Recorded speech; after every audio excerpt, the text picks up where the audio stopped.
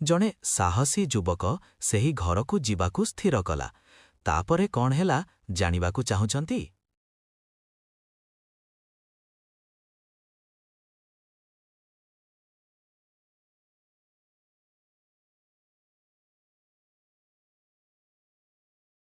ତାପରେ ସେ ଯୁବକ ଘର ଭିତରକୁ ପାଦ ଦେଲା। ଭିତରଟା ପୂରା ଅନ୍ଧାର ଥିଲା। ହଠାତ୍ ଝରକା ଦେଇ ଜୋରରେ ପବନ ଆସିଲା ଆଉ କବାଟ କଡ଼କଡ଼ ହେଲା। ଯୁବକର ଛାତି ଦମ୍ ଦମ୍ ହେବାକୁ ଲାଗିଲା। ସେ କିଛି ଦୂର ଯିବା ପରେ ହଠାତ୍ ଗୋଟିଏ ଶବ୍ଦ ଶୁଣିଲା, କିଏ ଯେମିତି କାନ୍ଦୁଛି ଭଳି। ଆପଣଙ୍କୁ ଡର ଲାଗୁଛି ନା ଆଉ ଶୁଣିବାକୁ ଚାହୁଁଛନ୍ତି?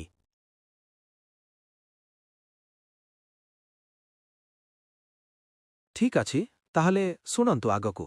ଶବ୍ଦ ଶୁଣି ଯୁବକ ଟିକେ ଡରିଗଲା, କିନ୍ତୁ ସାହସ କରି ଆଗକୁ ବଢ଼ିଲା। ସେ ଦେଖିଲା ଘରର ଗୋଟିଏ କୋଣରେ କିଛି ଛାୟା ଭଳି କିଛି ରହିଛି। ସେ ପାଖକୁ ଯିବାକୁ ଯେମିତି ଚେଷ୍ଟା କଲା, ଛାୟାଟି ହଠାତ୍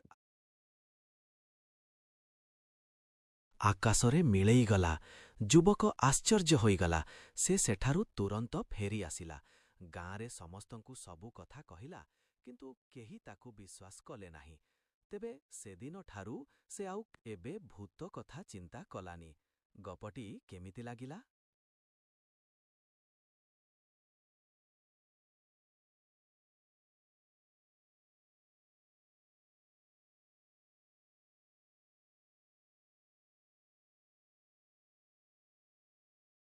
ଓହୋ, କ୍ଷମା କରିବ। ବୋଧହୁଏ ଆପଣଙ୍କୁ ଗପଟି ପସନ୍ଦ ଆସିଲାନି। ଆପଣ କେଉଁ ପ୍ରକାରର ଗପ ଶୁଣିବାକୁ ଚାହାନ୍ତି? କିଛି ପରୀ, ରହସ୍ୟମୟ ନା ସତ ଘଟଣା ଉପରେ?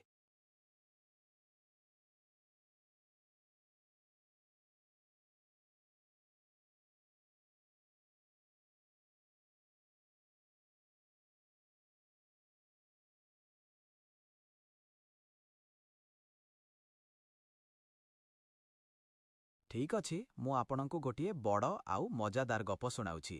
ଆପଣ କେବେ ଜଙ୍ଗଲ ବିଷୟରେ କିଛି ଶୁଣିଛନ୍ତି, ଯେଉଁଠି ସବୁ ପଶୁମାନେ ମଣିଷ ଭଳି କଥାବାର୍ତ୍ତା କରନ୍ତି? ସେମିତି ଏକ ଜଙ୍ଗଲରେ ଗୋଟିଏ ବଡ଼ ହାତୀ ଥିଲା। ତାର ନାଁ ଥିଲା ରାଜା। ରାଜା ସବୁଠାରୁ ବୁଦ୍ଧିମାନ ଆଉ ବଳଶାଳୀ ଥିଲା। ଦିନେ ଜଙ୍ଗଲରେ ଗୋଟିଏ ବଡ଼ ବିପଦ ଆସିଲା। ସବୁ ପଶୁମାନେ ଡରିଗଲେ। ତାପରେ କଣ ହେଲା ଶୁଣିବେ?